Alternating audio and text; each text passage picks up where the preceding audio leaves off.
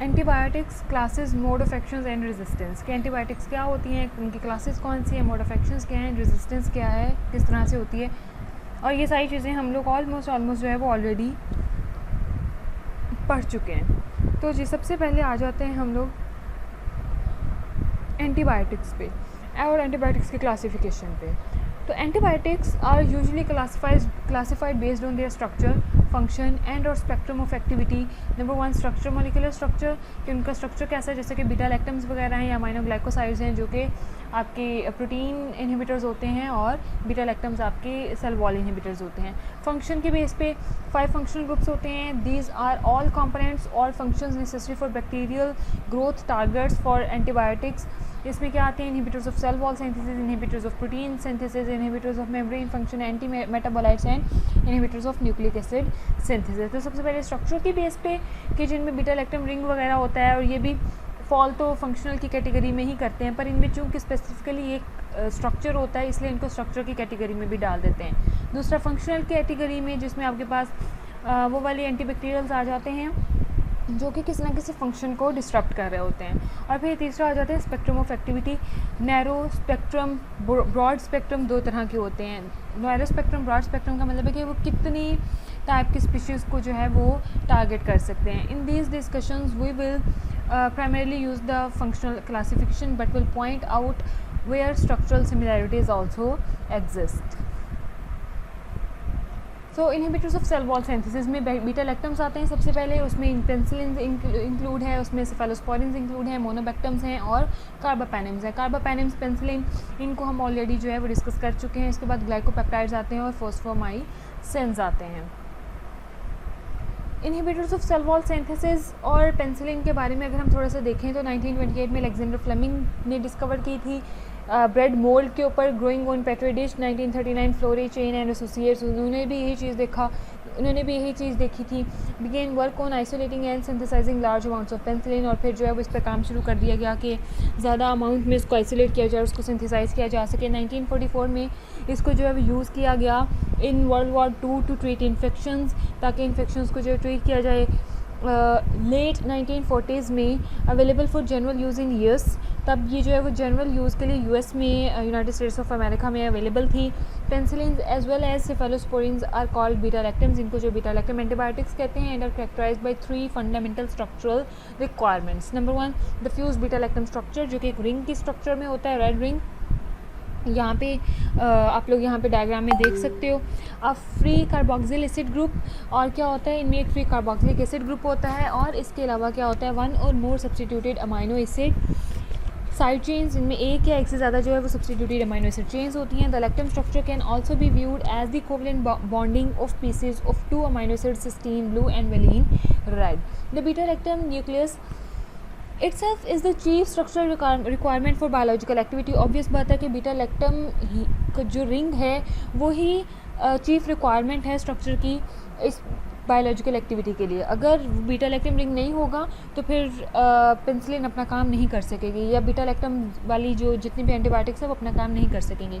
Metabolic transformation और chemical alteration of this portion of the molecule causes loss of all significant antibacterial activity. अगर beta lactam ring को कुछ भी होता है, किसी भी किस्म की कोई मेटाबॉलिक ट्रांसफॉर्मेशन होती है या कोई केमिकल अल्ट्रेशन होती है उसके अंदर, तो जो कंप्लीट लॉस ऑफ फंक्शनैलिटी हो जाता है और कोई भी एंटीबैक्टीरियल एक्टिविटी जो है वो फिर सामने नहीं आएगी, कंसिडरेबल कुछ भी एफिशिएंसी नहीं मिलेगी। सॉर्ट ऑफ आपके पास केमिकल स्ट्रक्चर्स हैं। नंबर 1 पे आप देखें तो साइट ऑफ एक्शन ऑफ पेंसिलिनेज है। पेंसिलिनेज एक एंजाइम होता है जो साइट नंबर 1 पे एक्ट करता है। साइट नंबर 2 जो है वो site of action of amidase enzyme होता है, एमाइडेज एक्ट करता है।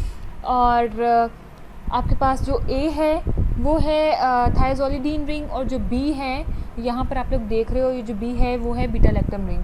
तो बीटा लैक्टम रिंग जो है वो होना ज़रूरी है। बीटा लैक्टम रिंग अगर नहीं होगा तो फिर अपना जो एंटीबायोटिक है वो अपना काम नहीं करेगी। ठीक है,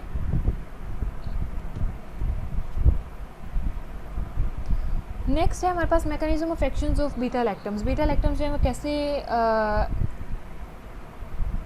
एक्ट करती हैं और वो किस तरह से बैक्टीरिया को किल करती हैं।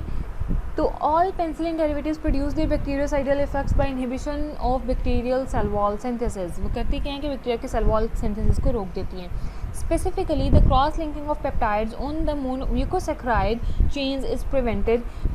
जितनी भी क्रॉस लिंकिंग होनी होती है पेप्टाइड्स की, यहाँ पे बेटा मोनोसैकराइड आएगा और म्यूकोसैकराइड चेन्स, वो जो है वो प्रिवेंट हो जाती हैं। If cell walls are improperly made, cell walls allow water to flow into the cell causing it to burst. और अगर जो है वो इम्प्रॉपरली सेल वॉल बनती है, जब क्रॉस लिंकिंग ही नहीं प्रॉपर होगी, पेप्टिडोग्लाइकेंस के दरमियान क्रॉस लिंकिंग नहीं हो रही और सेल वॉल जब प्रॉपर नहीं बनी, तो फिर क्या होगा, सेल वॉल के अंदर बीच में फ्लॉज होंगे और उन फ्लॉज की वजह से क्या होगा कि वाटर जो है वो सेल के अंदर चला जाएगा, फ्लो इन कर जाएगा, जिसकी वजह से सेल जो है वो बर्स्ट आउट हो जाएगा और बैक्टीरिया किल हो जाएगा।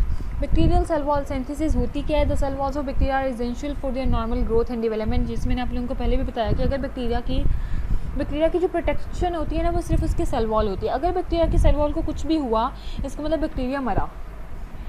बैक्टीरिया के सेल वॉल को कुछ भी हुआ, बैक्टीरिया की सेल वॉल ख़त्म हुई, तो समझ लें बैक्टीरिया भी मर गया, बैक्टीरिया भी ख़त्म। कैसे? क्योंकि सेल वॉल के अंदर की तरफ जो है वो प्लाज्मा मेम्ब्रेन होती है, डैट इज़ वेरी डेलिकेट, जो बहुत डेलिकेट होती है और वो तो शायद हवा के प्रेशर से भी बर्स्ट हो जाए और बैक्टीरिया का सारा सेल कंटेंट बाहर निकल जाता है और बैक्टीरिया जो है वो किल हो जाता है। तो सेल वॉल जो है बैक्टीरिया के लिए बहुत ज़्यादा इंपॉर्टेंट होती है। और सेल वॉल बैक्टीरिया की बनती कैसे है? पेप्टिडोग्लाइकेन से। The peptidoglycan is compose of glycan chains. यहाँ पे होती क्या है कि ग्लाइकेन चेन्स होती हैं एन एसिटाइल म्यूरामिक एसिड की और एन एसिटाइल ग्लूकोसामीन की। इनको NAG और NAM भी कहते हैं। तो एन एसिटाइल म्यूरामिक एसिड और एन एसिटाइल ग्लूकोसामीन की चेन्स बनती हैं आपके पास लंबी लंबी सीधी सीधी। अब वो जो चेन्स होती हैं ना, उनको आपस में क्रॉस लिंक करवा दिया जाता है छोटे छोटे पेप्टाइड फ्रेगमेंट्स के थ्रू। छोटे छोटे पेप्टाइड फ्रेगमेंट्स 10-10, 8-8, 9-9 अमाइनो एसिड्स के पेप्टाइड्स, छोटे छोटे पेप्टाइड्स के थ्रू जब वो आपस में क्रॉस लिंक हो जाती हैं, तो वो एक आपके पास हार्ड सी एक लेयर बन जाती है, हार्ड सी एक कवरिंग बन जाती है जो कि सेल को पूरे को कवर कर लेती है और उसको हम कहते हैं बैक्टीरिया की सेल वॉल। और ये इसको कहते हैं क्या है कि किसकी बनी हुई थी? पेप्टिडोग्लाइकेन की। नेम से पता चला है पेप्टिडो स्टैंड्स फॉर प्रोटीन यानी कि पेप्टाइड और ग्लाइकेन स्टैंड्स फॉर कार्बोहाइड्रेट्स। इस compose of glucan chains which are linear strands of two alternating amino acids, N-acetylglucosamine and N-acetylmuramic acid, that are cross-linked by peptide chains. In gram-positive microorganisms, the cell wall is 50 to 100 molecules thick. Cell wall जो है वो 50 to 100 molecules thick होती है, but it is only 1 or 2 molecules thick in gram-negative bacteria. gram-positive bacteria में तो cell wall बहुत ज़्यादा thick है, कि आप देख रहे हो 50 to 100 molecules thick होती है, जबकि जो gram-negative bacteria होते हैं उनमें cell wall जो इतनी ज़्यादा thick नहीं होती, वो सिर्फ 1 or 2 molecule thick होती है, इतनी ज़्यादा thick नहीं होती। The biosynthesis of the peptidoglycan involves about 30 bacterial enzymes and may be considered in 3 stages. ये जो बैक्टीरिया के सेल वॉल बनती है, ये बेसिकली इसमें जो बनने के दौरान जो है तकरीबन 30 बैक्टीरियल एंजाइम्स जो हैं वो यूज़ होते हैं और 3 स्टेजेस में जाके ये बनती है। The first stage is precursor formation in the cytoplasm. पहली स्टेज क्या होती है कि प्रिकर्सर को बनाया जाता है साइटोप्लाज्म में, यानी कि आपको N-acetyl म्यूरामिक एसिड चाहिए, आपको N-acetyl ग्लूकोसामीन चाहिए, आपको पेप्टाइड्स चाहिए, वो सारी चीज़ें जो है वो बनाई जाती हैं। The product uridine diphosphate acetyl muramyl pentapeptide called Park's nucleotide वो बनाया जाता है। The last reaction in the synthesis of this compound is the addition of a dipeptide. फिर क्या किया जाता है? आप एडिशन करते हो किसकी? डाइपेप्टाइड की, और उसमें आप क्या करते हो? डी एलेनाइल और डी एलानिन जो है वो ऐड कराते हो। The second stage UDP acetyl muramyl pentapeptide and UDP acetyl glucosamine are link to form a long polymer. फिर जो है वो इन दोनों को आपस में जोड़ दिया जाता है और लॉन्ग पॉलीमर्स बना लिए जाते हैं। थर्ड एंड फाइनल स्टेज पे क्या किया जाता है? Involves the completion of the crosslinking, जहाँ पे जो है वो आपके अमाइनो एसिड्स के थ्रू इनको क्रॉसलिंग करवाया जाता है। This is accomplished by a transpeptidation reaction that occurs outside the cell membrane, जो कि कहाँ होता है? सेल मेम्ब्रेन के बाहर होता है। The ट्रांसपेप्टाइडेज itself is membrane bound, वो खुद भी क्या होता है? मेम्ब्रेन बाउंड होता है। The terminal glycine residue of the pentaglycine bridge is linked to the fourth residue of the pentapeptide D-alanine, releasing the fifth residue. और होती क्या है? क्रॉस लिंकिंग कैसे होती है कि जो टर्मिनल ग्लाइसिन रेजिड्यू होता है पेंटाग्लाइसिन का, वो ब्रिज करता है किसको? Link to the fourth residue of the pentapeptide, pentapeptide की फोर्थ रेजिड्यू के साथ, रिलीजिंग द फिफ्थ रेजिड्यू, और जो 5वां रेजिड्यू होता है उसको रिलीज कर देता है। तो इस तरह से जो वो क्रॉस लिंकिंग हो जाती है। The penicillin binds at the active site of the transpeptidase enzyme that cross-links the peptidoglycan strands. It does this by mimicking the D-alanine residues that would normally bind to this site. Penicillin जब उसकी जो है वो copy करता है और mimic करते हुए कुछ और वहाँ पे इंट्रोड्यूस करा देता है, तो penicillin irreversibly inhibits the enzyme ट्रांसपेप्टाइडेज। और फिर क्या करता है कि पेनिसिलिन जो है वो इरिवर्सिबली इनहिबिट्स कर देता है एंजाइम ट्रांसपेप्टाइडेज को by reacting with the serine residue in the transpeptidase, कि वो जो सीरीन का रेजिड्यू है ट्रांसपेप्टाइडेज में उसके साथ रिएक्ट करके दिस रिएक्शन इज इरिवर्सिबल, ये रिएक्शन जो है वो रिवर्सिबल होता है, रिवर्सिबल नहीं होता। And so the growth of the bacterial cell wall is inhibited, और इससे फिर होता क्या कि बैक्टीरिया की सेल वॉल की जो ग्रोथ है वो इनहिबिट हो जाती है। ऑब्वियस बात है, जब ट्रांसपेप्टाइडेज काम नहीं करेगा तो भी बैक्टीरिया की सेल वॉल तो नहीं बनेगी।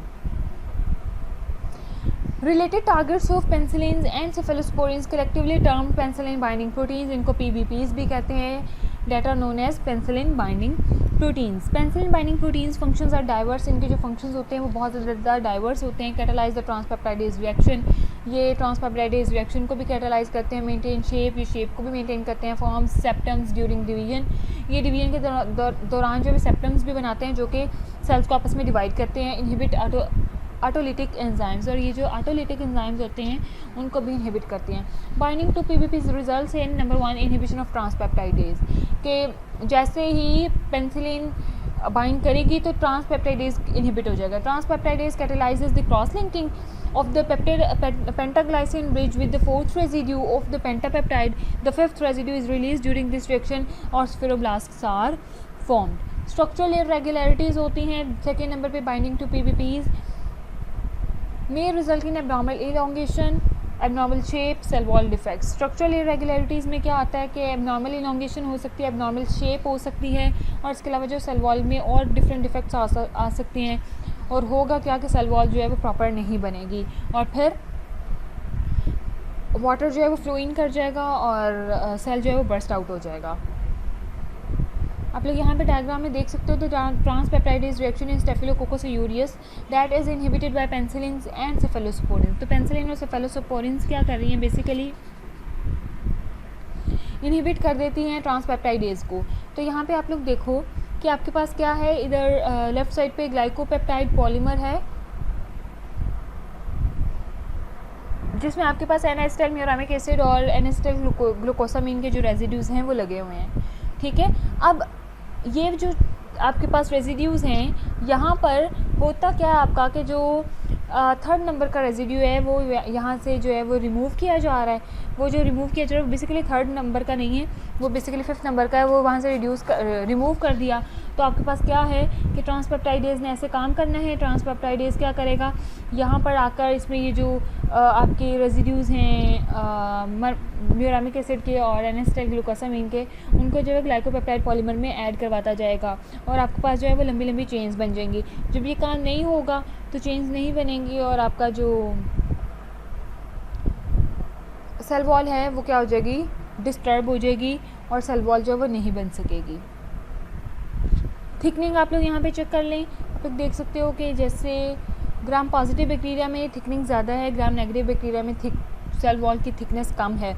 यहाँ पे काफ़ी सारी चेन्स होती हैं जो आपस में क्रॉस लिंक की हुई होती हैं, और यहाँ पे जो है वो 1 या 2 लेयर्स होती हैं बस, जिनको आपस में जो है वो क्रॉस लिंक किया जाता है। तो फिर दोनों में जो है स्ट्रक्चर का डिफरेंस होता है ग्राम पॉजिटिव और ग्राम नेगेटिव बैक्टीरिया की सेल वॉल में। Other inhibitors of cell wall synthesis में कौन कौन से अदर इनहिबिटर्स इंक्लूड है, इसमें अर्जिटिन glycopeptide include 2 compounds with similar structures जैसे कि वैंकोमाइसिन एंड टिकोप्लेन। वैंकोमाइसिन और टिकोप्लेनिन जो हैं, टिकोप्लेनिन नॉट FDA अप्रूव्ड है यूएसए में, इसको अभी तक जो है फेडरल ड्रग एडमिनिस्ट्रेशन ने अप्रूव नहीं किया हुआ। Both are of high molecular weight, दोनों ही जो हैं वो हाई मोलिकुलर वेट की होती हैं, that is of 1500 to 2000 Dalton's तक। ग्लाइकोपेप्टाइड्स है वो कॉम्प्लेक्स केमिकल स्ट्रक्चर, इनका जो स्ट्रक्चर होता है वो बहुत कॉम्प्लेक्स होता है। इनहिबिट सेल वॉल सिंथेसिस, ये सेल वॉल सिंथेसिस को इनहिबिट करते हैं at a site different than the beta lactams. किस साइट पे, उस साइट पे जो कि बीटा लैक्टम्स की साइट नहीं होती। ऑल आर बैक्टीरियासाइडल, सारे के सारे क्या होते हैं, बैक्टीरियासाइडल होते हैं। All use for gram positive infections, no gram negative activity. जितने भी ग्लाइकोपेप्टाइड्स हैं उनको सिर्फ ग्राम पॉजिटिव इन्फेक्शंस को ट्रीट करने के लिए इस्तेमाल किया जाता है। ग्राम नेगेटिव बैक्टीरिया से फैलने वाली इन्फेक्शंस को इनसे ट्रीट नहीं किया जा सकता। Pharmaceutical research and development has been very active in this area recently, resulting in new antimicrobials and classification. इन ग्राम पॉजिटिव्स में आप देखें तो the drugs enter without any problem because peptidoglycan does not act as a barrier for the diffusion of these molecules. जबकि gram negative bacteria में क्या होता है कि glycopeptides are of high molecular weight 1500 to 2000 dalton तक, stopping them from passing through the porins of gram negative bacteria, that is glycopeptides have no activity against gram negative, जिसकी वजह से जो ग्राम नेगेटिव बैक्टीरिया के अगेंस्ट ग्लाइकोपेप्टाइड्स की कोई भी activity नहीं होती, चाहे वो वेंकोमाइसिन है चाहे वो टिकोप्लानिन है। Other inhibitors of cell wall synthesis में ग्लाइकोपेप्टाइड्स में हमारे पास क्या है, glycopeptides inhibit the final cell wall stage of the peptidoglycan synthesis process. इनका मोड ऑफ जो एक्शन है वो बेसिकली कैसे है कि ये पेप्टिडोग्लाइकेन सेल वॉल बनने का जो लास्ट वाला स्टेज है उसको इनहिबिट करते हैं, फाइनल स्टेज पे इंटरफेरेंस करते हैं। The pocket shape glycopeptide binds the DLA and D-alanine terminal of the basic subunit theoretically waiting to be incorporated into the growing peptidoglycan, जिसने जो है वो theoretically तो growing peptidoglycan में ऐड होना होता है, but it is so bulky the glycopeptide inhibits the action of the glycosyl transferases and transpeptidases। होता क्या है कि बहुत ज़्यादा बल्कि होता है तो ये जो है वो इनहिबिट कर देता है ग्लाइकोपेप्टाइड के ट्रांसफ़र को, ग्लाइकोसाइल ट्रांसफरेजेस और ट्रांसपेप्टाइडेजेस को, और जिसके होता क्या है कि ब्लॉक्स जो है वो पेंटाग्लाइसिन फ्रॉम जॉइनिंग मॉलिक्यूल्स, जिससे पेंटाग्लाइसिन ब्लॉक हो जाता है और मॉलिक्यूल्स को आपस में ज्वाइन नहीं कर पाता, thereby blocking peptidoglycan growth, जिससे होता क्या है कि पेप्टिडोग्लाइकेन की जो ग्रोथ है वो ब्लॉक हो जाती है और फिर पेप्टिडोग्लाइकेन बनता नहीं है और सेल वॉल भी नहीं बनती। तो ग्लाइकोपेप्टाइड्स आर बैक्टीरियोसाइडल, ग्लाइकोपेप्टाइड सारे क्या हैं, बैक्टीरियोसाइडल हैं बट स्लो एक्टिंग, पर इनके जो एक्शन होता है, मोड ऑफ एक्शन वो स्लो होता है, इतना ज़्यादा फास्ट नहीं होता।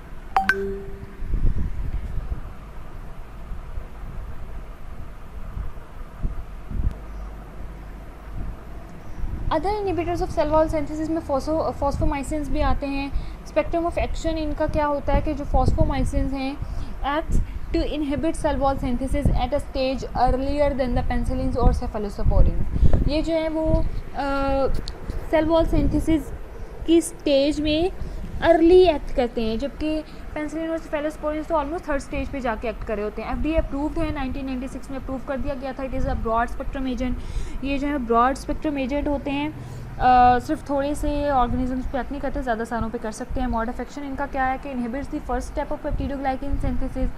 ये पेप्टिडोग्लाइकेन सिंथेसिस के फर्स्ट स्टेप को इनहिबिट कर देते हैं, जिससे जो है वो प्रिकर्सर मॉलिक्यूल्स बनते नहीं हैं। जो प्रिकर्सर्स ही नहीं होंगे, जो पेनिस्टल म्यूरामिक एसिड और एनेस्टल ग्लूकोसामीन वगैरह ही नहीं होंगे, तो फिर आपकी बैक्टीरियल जो सेल वॉल है वो कैसे बनेगी, वो भी नहीं बनेगी। Actual step of inhibition is not completely understood, पर जो एक्चुअल किस तरह से इनहिबिशन हो रही है इस चीज़ की कि किस तरह से प्रिकर्सर्स नहीं बन रहे, वो अभी तक नोन नहीं है।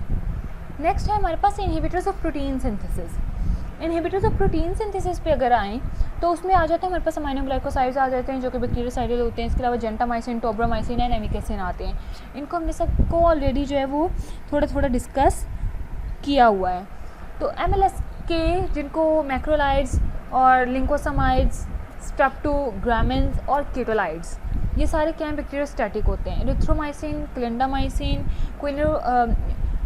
क्विन्यूप्रिस्टिन और डल्फोप्रिस्टिन, ये जो हैं ये क्या होते हैं, साइनर्सिड होते हैं। और इसके अलावा जो क्लैरिथ्रोमाइसिन है, एजिथ्रोमाइसिन है और टेलिथ्रोमाइसिन है, ये वाले सारे ड्रग्स जो हैं वो प्रोटीन सिंथेसिस को इनहिबिट करते हैं। टेट्रासाइक्लिन जो है बैक्टीरियोस्टैटिक होती हैं। टेट्रासाइक्लिन, डॉक्सीसाइक्लिन और मिनोसाइक्लिन जो हैं इनको भी यूज़ किया जा सकता है प्रोटीन सिंथेसिस को इनहिबिट करने के लिए।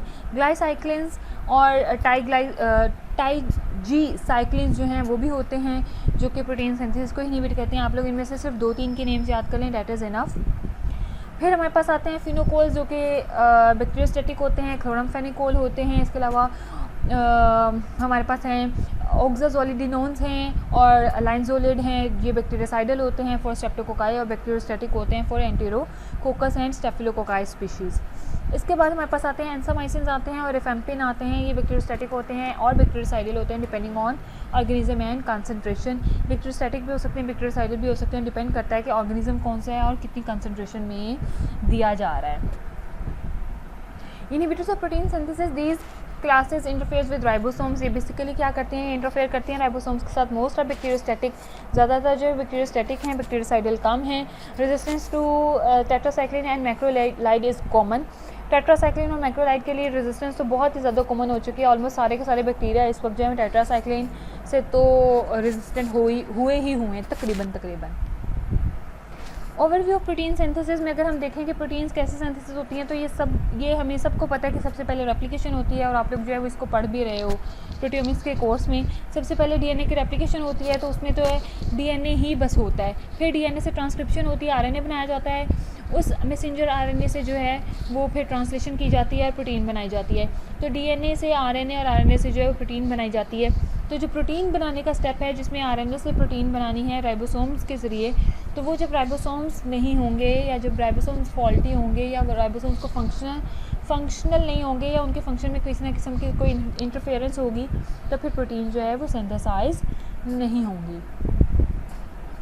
टेट्रासाइक्लिन्स के एनालॉग्स में डॉक्सीसाइक्लिन और अमीनोसाइक्लिन और टाइजीसाइक्लिन्स होते हैं। Enter micro organisms in part by passive diffusion, ये माइक्रो ऑर्गेनिज्म के अंदर ऐड होते हैं, के अंदर दाखिल होते हैं, कैसे? पैसिव डिफ्यूजन के through and in part by active transport, और कुछ हद तक एक्टिव ट्रांसपोर्ट के ज़रिए भी ये माइक्रो ऑर्गेनिजम्स के अंदर एंटर हो सकते हैं।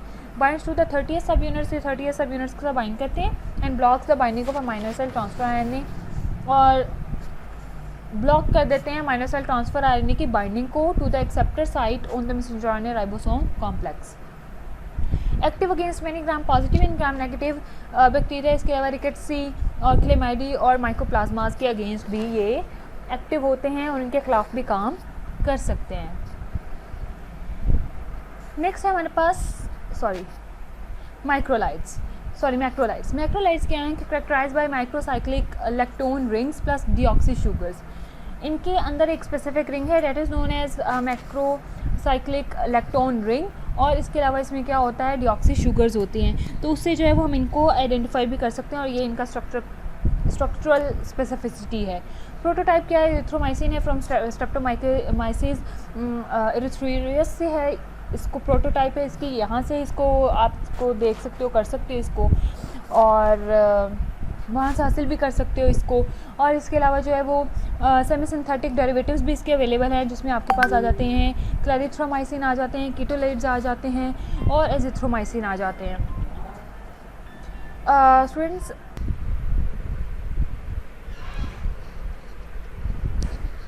इसके अलावा इसके सेमी सिंथेटिक डेरिवेटिव्स भी मौजूद हैं, जो कि हम जो हमें इस शक्ल में मिल रहे होते हैं, जो कि बाय नेम हमें मिल रहे होते हैं क्लैरिथ्रोमाइसिन और कीटोलाइड्स और एजिथ्रोमाइसिन में।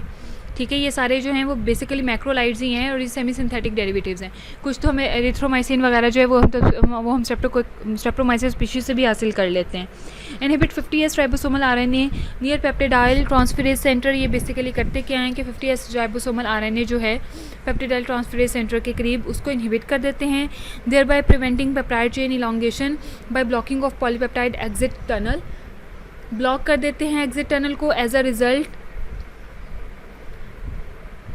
रिजल्ट के तौर पे क्या होता है कि जो आपका पेप्टिडाइल ट्रांसफर आरएनए होता है वो डिसएसोसिएट हो जाता है फ्रॉम द राइबोसोम, और वो जब डिसएसोसिएट हो जाएगा तो अगला ट्रांसफर यानी कि पेप्टाइड बॉन्ड नहीं बनेगा। अमीनो एसिड जब ट्रांसफर आरएनए को बाइंड करने की ही जगह नहीं मिल रही तो अमीनो एसिड आके कैसे पेप्टाइड बॉन्ड बनेगा, तो फिर प्रोटीन जो है वो नहीं बनेगी। Active against pneumococci, streptococci, staphylococci, helicobacter pylori, rickettsia species और क्लेमिडिया स्पीशीज, इन सारी स्पीशीज़ के अगेंस्ट जो है वो एक्टिव होता है। और इसके अलावा haemophilus influenza and campylobacter are less susceptible.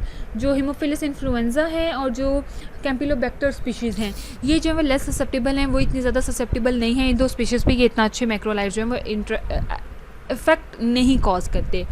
Resistances में यूजुअली प्लाज्मिक इनकोडेड होते हैं, reduced permeability of membrane, active efflux और बाय प्रोडक्शन ऑफ इस्ट्रेजेस दैट हाइड्रोलाइजेज मैक्रोलाइज्ड। इनमें रेजिस्टेंस कैसे होती है कि या तो ये प्लाज्मिक इनकोडेड कर लेते हैं या फिर ये रिड्यूस परमिएबिलिटी कर लेते हैं मेम्ब्रेन के अंदर से, ये मैक्रोलाइड अंदर ही नहीं जा पाते, एक्टिव फ्लक्स हो जाता है या तो बाहर निकाल दिए जाते हैं या फिर इनकी जो है वो प्रोडक्शन कर दी जाती है, स्ट्रेजेस में इनको कन्वर्ट कर दिया जाता है, जिससे जो मैक्रोलाइड्स जो हैं वो क्या हो जाते हैं? हाइड्रोलाइज हो जाते हैं।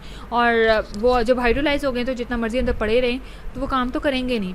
Action of clindamycin and streptogramins, is related to that of erythromycin. ये जो हम एक्शन है क्लिंडामाइसिन का और स्ट्रेप्टोगैमिनिन्स का, ये रिलेट करता है किससे, एरिथ्रोमाइसिन से। जिस तरह से एरिथ्रोमाइसिन फंक्शन करती है, यानी कि जो भी हमने पढ़ा है 50S राइबोसोमल आरएनए को इनहिबिट करके, उसी तरह से क्लिंडामाइसिन और स्ट्रेप्टोगैमिन्स भी जो हैं वो मोड ऑफ एक्शन उनका होता है। नेक्स्ट आ जाते हैं क्लोरामफेनिकोल पे। Chloramphenicol binds reversibly to the 50S subunit of the bacterial ribosome and inhibit peptide bond formation. ये क्या करते हैं, पेप्टाइड बॉन्ड फॉर्मेशन को इनहिबिट करते हैं। Bacteriostatic broad spectrum antibiotic that is active against both aerobic and anaerobic gram positive and gram negative organisms. Bacteriostatic broad spectrum होता है इनका, एंटीबायोटिक डेट इज और अगेंस्ट होता है both aerobic and anaerobic gram negative और positive bacteria के। It is also active against rickettsia but not chlamydia. ये rickettsia और के अगेंस्ट एक्टिव होता है बट क्लेमाइडिया के अगेंस्ट नहीं होता। क्लिनिकली सिग्निफिकेंट होता है रेजिस्टेंस होती है is due to production of chloramphenicol acetyl transferase, a plasmid encoded enzyme that inactivates the drug. Mode of action में ये बिल्कुल उसी तरह है कि आपका जो है वो ट्रांसलेशन नहीं हो पाती है एंजाइम, जो आपका ट्रांसफ़र आरएनए है वो इनहिबिट कर दिया जाता है। वो जब बाइंड नहीं होगा मैसेंजर आरएनए पे आके उसको रिकॉग्नाइज़ नहीं करेगा, तो जो राइबोसोम है वो उसको बनाएगा नहीं, पेप्टाइड बॉन्ड जो है वो सिंथेसाइज नहीं होगा। तो इस तरह से क्या करते हैं, उसको इनहिबिट कर देते हैं, प्रोटीन सिंथेसिस नहीं होने देते।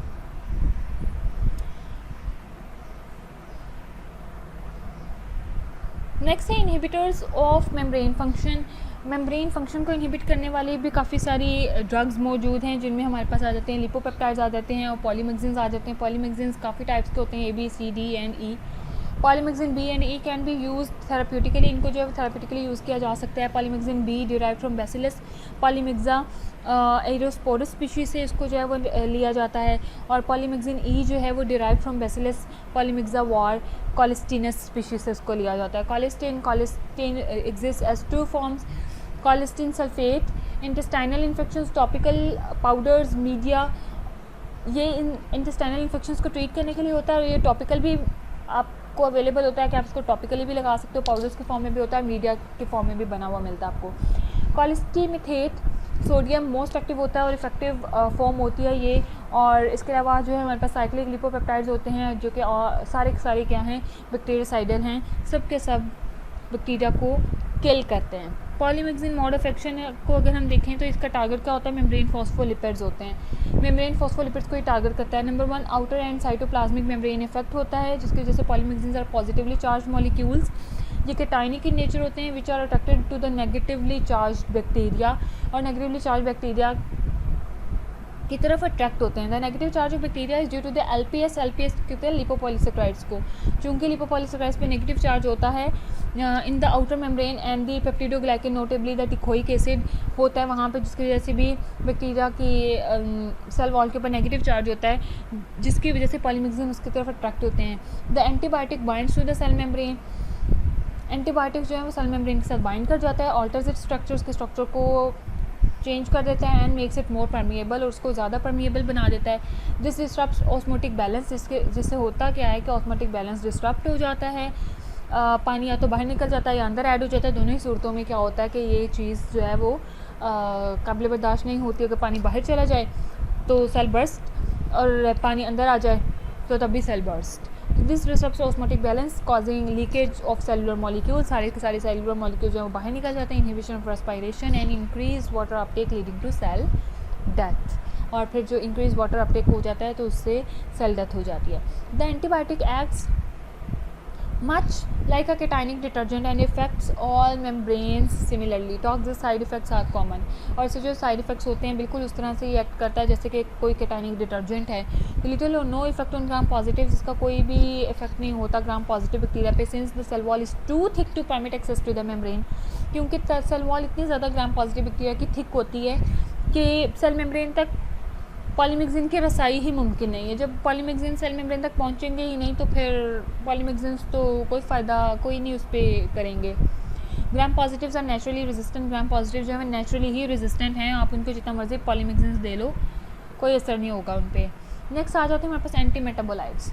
ये हैं फोलेट पाथवे इनहिबिटर्स हैं। ये बेसिकली फॉलिक एसिड और जितना फॉलेट वाला पाथवे होता है ना उसको इनहिबिट कर देते हैं। इसमें सल्फोनामाइड्स आते हैं, ट्राइमेथोप्रिम आते हैं और सल्फामेथोक्साजोल आते हैं। ये सारी की सारी ड्रग्स हैं जो कि फोलेट पाथवे इनहिबिटर्स होती हैं। The drug resembles a microbial substrate and competes with that substrate for the limited microbial enzyme। Drug जो है रिजेंबल करती है माइक्रोबियल सबस्ट्रेट से और उस एंजाइम पे जहाँ पे सबस्ट्रेट कोई और होना होता है वहाँ पे ये ड्रग जो है वो एज अ सबस्ट्रेट मिमिक कर लेती है और ये ड्रग जो है एज अ सबस्ट्रेट काम करने लग जाती है। तो फिर तो जाहिर सी बात है जब एंजाइम अपने प्रॉपर सबस्ट्रेट से बाइंड ही नहीं कर रहा तो फिर फोलेट जो है प्रॉपर नहीं बनेगा और फिर आपके जो बैक्टीरिया है वो क्या हो जाएगा, किल हो जाएगा।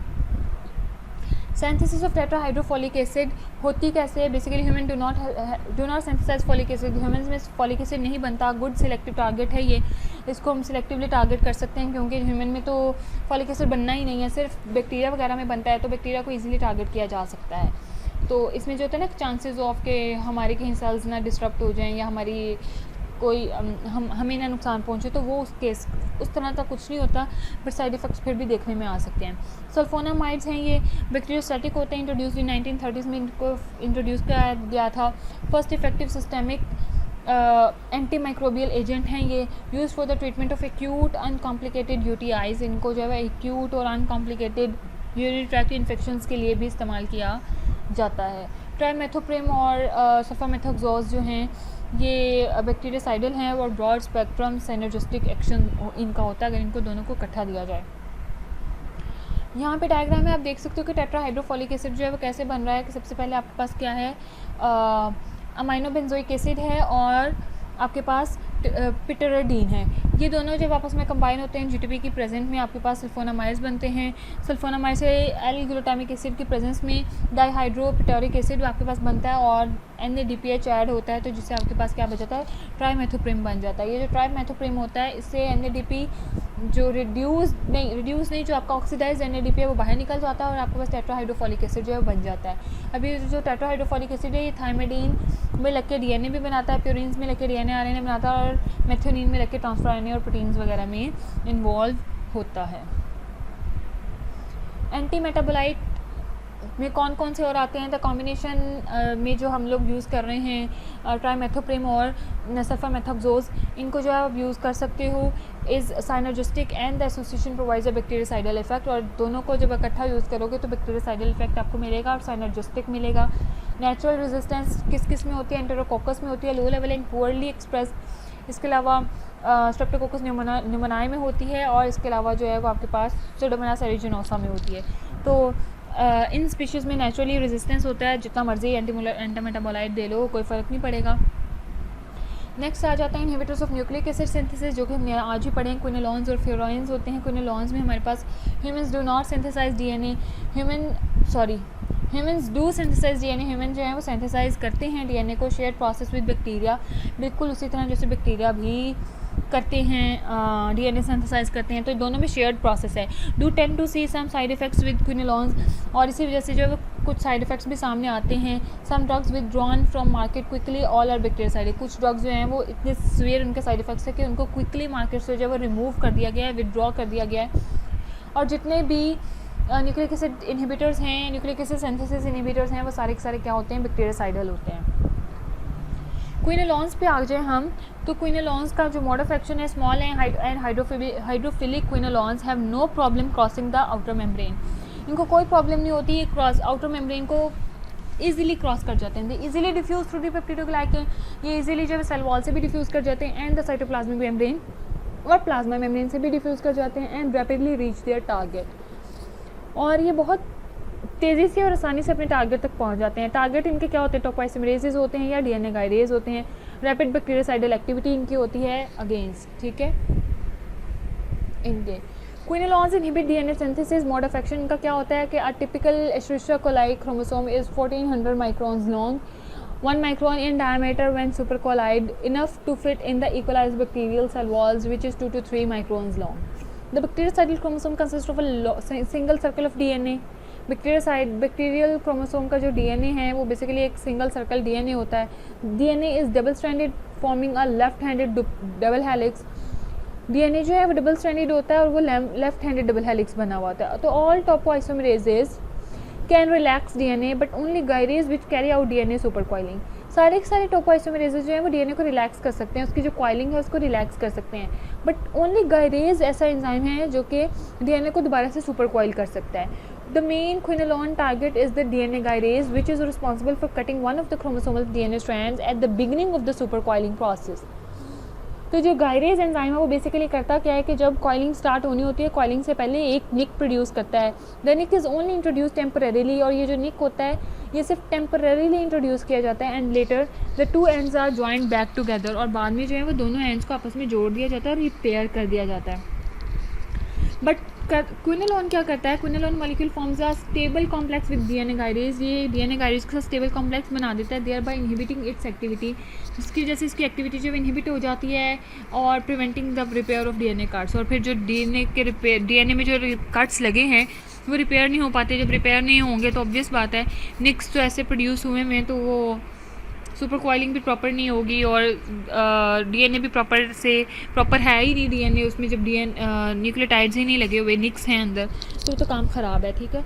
और उससे फिर जो है वो आगे फर्दर बैक्टीरियल ग्रोथ स्टॉप हो जाती है, बैक्टीरियल ग्रोथ नहीं होती। रेजिस्टेंट टू क्विनोलोन्स में हमारे पास नेचुरल रेजिस्टेंस में आ जाते हैं ग्राम पॉजिटिव। फर्स्ट जनरेशन के क्विनोलोन्स जो हैं वो फर्स्ट जनरेशन क्विनोलोन्स के ख़िलाफ़ ग्राम पॉजिटिव में रेजिस्टेंस नेचुरली होती है, और इसके अलावा स्ट्रेप्टोकोकस निमोनियाई में होती है। डिक्रीज्ड एक्टिविटी टू ऑफ्लैक्सासिन एंड सिप्रोफ्लैक्सासिन में के अगेंस्ट इनमें होती है रेजिस्टेंस, और इसके अलावा स्ट्रेप्टोमोनास एरिजिनोसा में होती है resistance decrease activity to norfloxacin and ofloxacin के ख़िलाफ़ इनमें रेजिस्टेंस होती है। नेक्स्ट आ जाते हैं फ्यूरेंस पे। फ्यूरेंस में हमारे पास नाइट्रो फ्यूरोनोटाइन होते हैं। मोड ऑफ एक्शन इनका क्या होता है, the drug works by damaging bacterial DNA, basically करता क्या कि बैक्टीरिया के डीएनए को डैमेज कर देता है। In the bacterial cell nitrofurantoin is reduced by flavoproteins, these reduced products are highly active and attack ribosomal proteins, ये क्या करते हैं राइबोसोमल प्रोटीन्स को अटैक कर देते हैं, डीएनए को अटैक कर देते हैं, रेस्पिरेशन को अटैक कर देते हैं, पायरुवेट मेटाबॉलिज्म को and other macromolecule with in the cell, इन सारे मैक्रोमोलिक्यूल्स के ये पे अटैक कर सकते हैं। It is not known which of the actions of nitrofurantoin is primarily responsible for its bactericidal activity. अभी तक ये नहीं पता चल सका कि प्राइमरीली कौन सा ऐसा रिएक्शन इन्वॉल्व है जिसकी वजह से बैक्टीरियासाइडल एक्टिविटी जो है वो हो रही है, बट ये इन सारी चीज़ों को अटैक कर सकता है, राइबोसोमल को भी, प्रोटीन्स को, डीएनए को, रेस्पिरेशन को, पायरुवेट मेटाबॉलिज्म को, इन सारी चीज़ों को। नेचुरल रेजिस्टेंस जो है वो स्यूडोमोनास में एंड मोस्ट प्रोटियस स्पीशीज़ में होती है, ये जो है नेचुरली रेजिस्टेंट होते हैं फ्यूरेंस के against. These are the references